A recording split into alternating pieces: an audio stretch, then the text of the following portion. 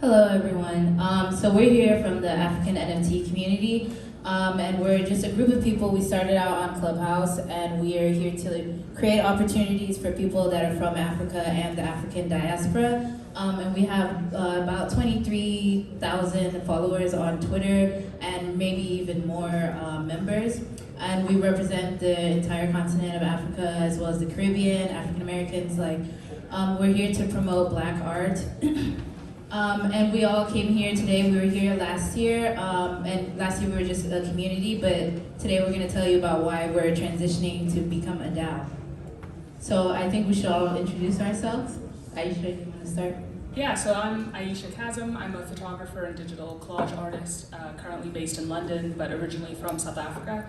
And yeah, I've been with the with the African NFT community for about a year now, and yeah, it's been great to see how much it's evolved and the ways that we're going to be able to grow as we expand into a DAO.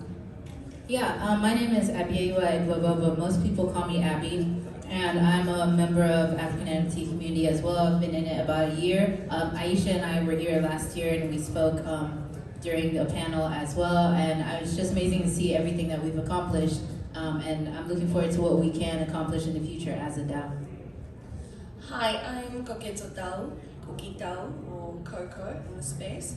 I'm from South Africa and I've been with ANC for a while now, and I'm really excited to see how we can connect with everyone and let everybody know how we will be becoming a DAO. Hi everyone, my name is Melissa Allen, better known as Mel in this space. I'm Jamaican born.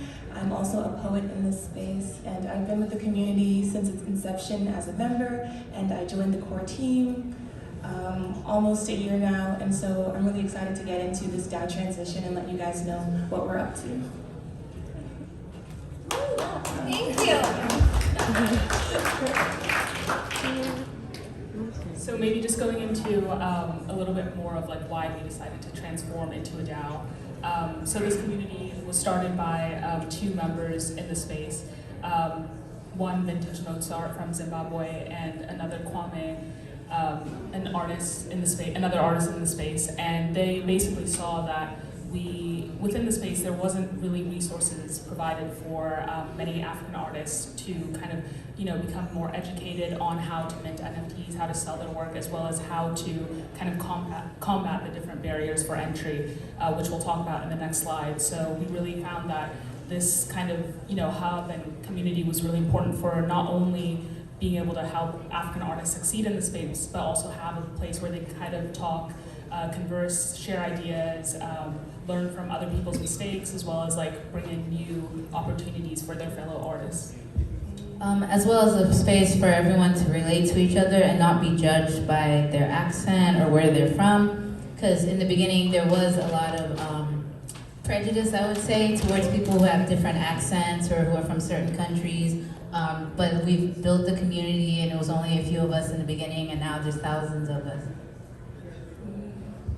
Yeah, definitely, and it actually assisted us in ensuring that we helped onboard artists, because one of our barriers in Africa is actually getting artists on crypto platforms, because in most countries it's hard to access Ethereum or other type of cryptocurrencies.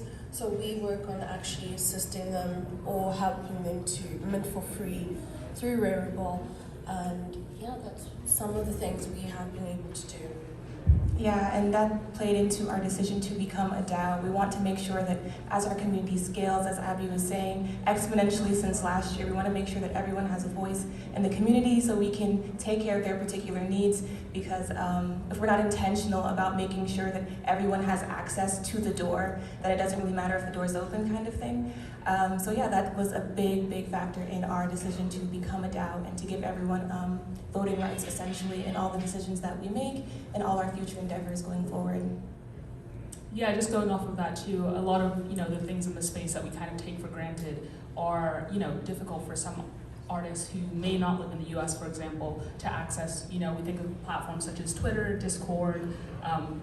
These are platforms where we need a stable internet connection to be able to talk in Twitter spaces, which, some artists might not have, or, the fact that crypto is banned in certain countries may prevent them from being able to kind of like mint, sell their work, and be involved in the ecosystem. So we really thought it was important to kind of find ways that we could continue to include these artists if these things were affecting how they were navigating the space. Yeah, so I'll get into our decision to become a DAO. So everyone should know at this point, I guess, a DAO is a decentralized autonomous organization. And as I mentioned before, the key factor there for us is allowing everyone to have a voice and to be a part of this horizontal structure where we can allow everyone to contribute from their various nations into what we will become in the future, so that we were catering to our community. As we said before, it's kind of hard to tailor or understand what everyone's needs are because they are so diverse and so different depending on the nations. So yeah, we're attempting to essentially build and very intentionally grow into an open structured DAO, meaning that we'll evolve as our community evolves, as our needs evolve. And so we're starting with just baseline membership passes, which were distributed today, actually, congrats. And allowing everyone to start casting their votes now and deciding, hey, this is what we need, like prioritizing, like, for example, getting a onboarding structure for people who have missed out thus far, getting that kind of streamlined and automated so that we don't have to continue to manually onboard everyone as we have been doing for the last year and a half. So yeah, that's the big factor that went into our DAO transition, and we believe that with collective action we can begin to create real world impact and continue to do activations IRL, as well as doing some things on the continent of Africa, because unfortunately things like this, like NFT NYC, are not as accessible over there, and it's not as easy for people to have access to others of like minds or in the fields that they're attempting to break into. And that's actually very true because the founder of Vintage Mozart lives in Zimbabwe, and he wanted to come and be, here in person, but he wasn't able to get a visa, which is another barrier of entry for many people in African countries. So that's something that people need to keep in mind when doing these types of events. Yeah, so a really key thing for us in this DAO transition has been reaching out to our broader community at large. We've been thankful because we are all a part of multiple organizations, like Protein, Friends with Benefits, things like that. Reach out to our wider community and speak to people about just their experiences in becoming a DAO, how they've structured, and all of the things that they've considered in their processes. So we're very, very grateful that we've had community support like that. And in terms of our internal decisions, for voting, we've been working with IncepThink and partnered with them in creating our membership passes, building out our tokenomics, and really making sure that we can distribute these things effectively. So we're super grateful for IncepThink and for all our advisors from the other DAOs. So thank you guys so much for your help. Yes, definitely. IncepThink has been an amazing partner. They're a blockchain incubator hub that assists NFT artists and NFT projects, and they have been absolutely invaluable to us in getting us to launch our DAO and send the tokens to our members. So it's been an absolute pleasure, and we're so proud to have them as our partners. Yeah, so we do have a partnership, and so they were able to help us out, but we do need to raise funding because, like we mentioned, we just started off on Clubhouse and we're on Twitter, and everything we do in our free time, and we volunteer. And so once we get funds, we'll be able to achieve a lot more than we currently have. And really quickly, just to piggyback off of that just a bit, we're also really grateful to have partnered with Clarity. I was able to go through their cohort program. A really big thing for us in becoming a DAO is creating some type of system of organizing ourselves, because between Discord and Twitter and WhatsApp and all these different places that everyone is, it got really hard to kind of track information. And so that was another really key thing in being able to just kind of put everything in a Web3 native platform and just have it make sense, essentially. So yeah, that's been amazing. And so again, like, thank you to everyone who's helped us kind of get to this point. And we're really excited to see where we can go now that we have organized ourselves and structured in a way that is really conducive to our mission here. Yeah, so just to talk a little bit about some of the milestones we've had in the community thus far. We recently had the opportunity to partner with CNN and Vault CNN, and they recorded some of the work that we were doing in Chicago in a gallery that Abby curated for the Paradise exhibition, as well as in Dubai, an exhibition that we had with Cyberbot. So getting the exposure from these different platforms has been really beneficial to kind of opening the broader community of people who may not be as involved or know that much about NFTs, and kind of getting them to be more open to the idea of how this medium can be beneficial for African artists. Another one we had was NFT DAO. Yeah, we recently, we're one of NFT Now's NFT 100 honorees as a community. They're recognizing all the hard work that we've done and everything we've been able to accomplish. So we want to thank NFT Now as well for their support. And then we also have worked with Rarible a few times, and we also have a few more future partnerships with Rarible coming along to explore the Tezos blockchain, because we're not just like dedicated to one blockchain. We're trying to expose everybody to the different blockchains and the different possibilities of Web3. Yeah, definitely. And also, we will be working on our own marketplace to help onboard African artists through Incept Think. So we are doing a lot of things that would be able to make African artists reach the world and definitely make their mark. Yeah, everything they said. I think it's super important that we diversify the information that we're providing our community with, because at the end of the day, there is no one size fits all for anyone, and especially from the Western perspective, it's just not going to translate to maybe the Caribbean or on the continent of Africa. And so we have been so grateful to get this kind of exposure and have these partnerships where we can educate our community and also allow in additional advising and partnerships and funding from other sources, so we can provide our community with the most diverse knowledge of Web3 that we can make possible.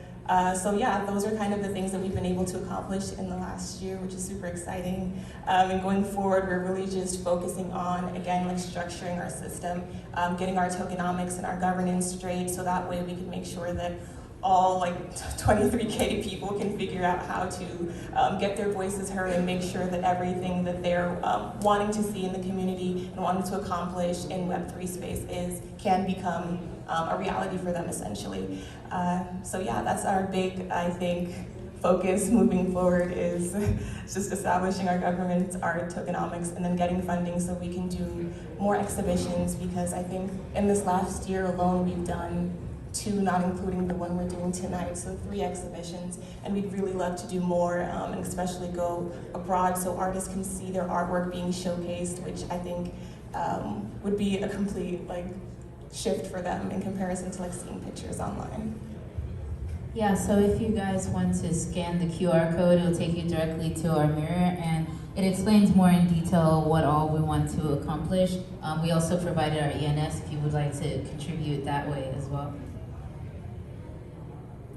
Yeah, so looking forward, a big part of our onboarding and moving into this next phase of a DAO will obviously include education, bringing in guest speakers and trusted members of the NFT community to kind of help advise the artists within our group, to help them feel comfortable and safe, because obviously you can learn as much as possible as you want online freely about NFTs, but it's best to have like someone in your corner who can help navigate you, make sure you're not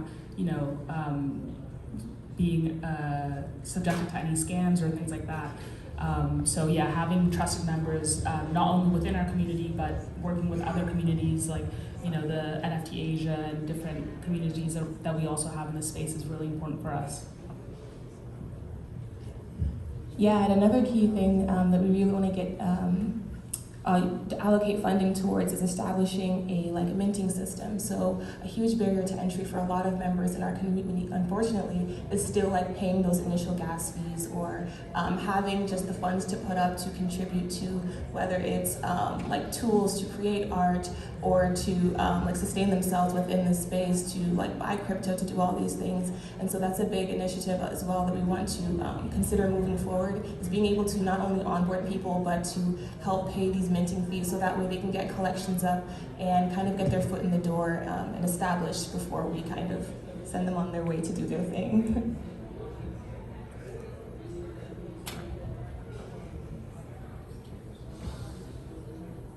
So maybe now we can take some questions. Anyone has them? So is primarily just going to be art, or is it just primarily going to be art, or I guess looking forward, what about gaming or music, or what's going on with that, or you're focused on art and curating galleries and virtual and I guess in real life and things like that? Yeah, sorry. Our community did start with NFTs as well. I think that it was an easier entry point for a lot of people, being able to create digital art or to, I'm a poet, doing writing and things like that. But we have been able to broaden our spectrums gratefully. We've gotten into AR, VR gaming, and as well as with this DAO transition, we're also educating our community as we are becoming a DAO. So that way they can have a concept of what's going on in the broader space, what's going on with crypto as a whole. So it's not just NFTs, but that has been the easiest entry point for a lot of members in our community. Just to answer, you'll find that most of our artists are involved in VR and gaming, so it's not just a limited scope. So when we say art, we say people who are innovators. So what we're doing is we're actually trying to, push and elevate innovators when we say artists. Awesome. All right. So my name is Joseph Shomunu, by the way, I'm African and Nigerian. And one of the problems that we see coming out of Africa is the role of government in providing leadership. So I would think that one of the things that we would be looking to focus on is dig on. How can we collaborate? How can we solve problems that Africans have using blockchain to get around government bureaucracies?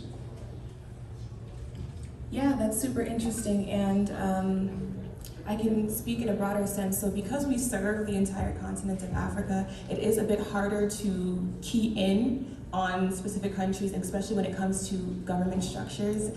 We are just now becoming a DAO, and we can't necessarily say that we can override anything that's going on within the countries and things like that.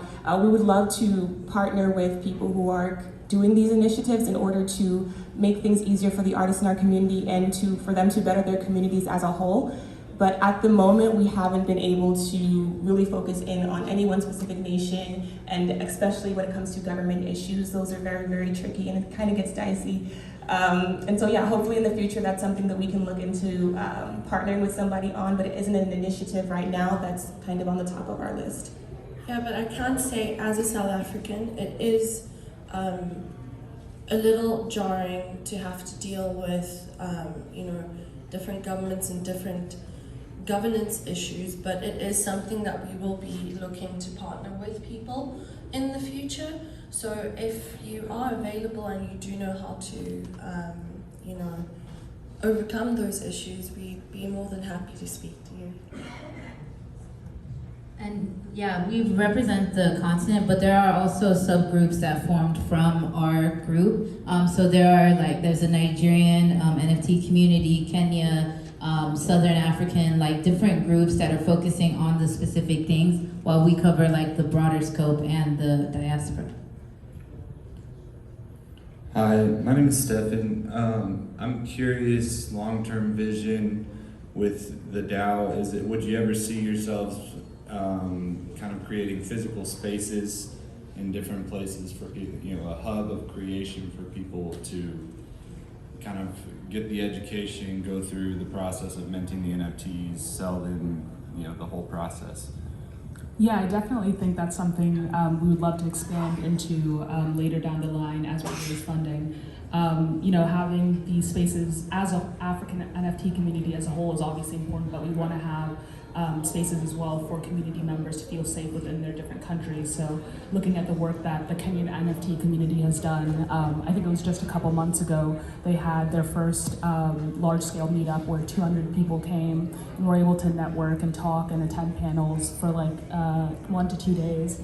And we saw through that like how important it is to not only have those spaces online, you know, within Twitter and Discord and things, but having those meetings face to face, getting to feel comfortable talking to your peers and collaborating, expanding your ideas. So I think for us, definitely in the future, having permanent bases around the world would be ideal for people to be able to build and find collaborators that they may not otherwise come across in the space. Yeah, definitely. And you'll find that in terms of our reach, we do have a lot of members on the African continent that people actually touch base with. I've met a lot of artists in South Africa, so we do have people in almost each country that people do touch base with, so it will grow. I've actually got one question, if they're just seeing any other hands up. I'd love to hear a little bit more about the community right now. It was so fantastic. I think you said, what, 23,000? And how does the process work? How do you convene them right now? Is it through like Discord chat? Is it through Twitter Spaces? What are the touch points for that community through, say, just a standard week? Yeah, so it's actually a little bit of everything, which is why organization has been so important and so key for us. So we want to meet people where they're at and where they have access to. And so we convene on Twitter Spaces. We do weekly Twitter Spaces, onboarding spaces, as well as like hangout spaces and things like that. We have a Discord channel that's open to our community where we talk about everything from opportunities, blockchains, just chit chats and check-ins, memes, of course. Just a little bit of everything there. So yeah, across Twitter, Discord, Clubhouse, those are pretty much our touch points, our key touch points at this point, I'd say. And I would imagine to get involved and just start to participate in each of those, you know, Twitter Spaces, Discords, etc. Are there any other ways? DM you? How does it work? Yeah, people can just come to our intro spaces on Monday on Twitter, or you can just DM us. We can send you a link to the Discord and you introduce yourself and get to know the community, and that's how you get to like be part of the different opportunities that we have. But we did just create like a membership pass as we become a DAO, so now there's gonna be an application process just so that we can go through and make sure we know every single person and we can dedicate time to helping everybody out in Web3. And then for the artists that you work with, I believe, did you say the current marketplace is on Rarible, is that right? Or how do we find the breadth and depth of the artists that you work with? We're kind of on we're on every marketplace, but we are like in talks with Rarible to do an official partnership. But we recently had Africa Day on Super Rare. Our artists are literally on every platform.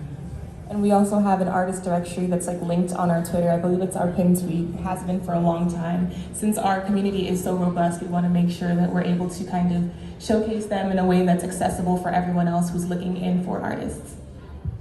Okay, any other questions or thoughts? All right, well, thank you so much. Please put your hands together. The importance of NFTs in Africa.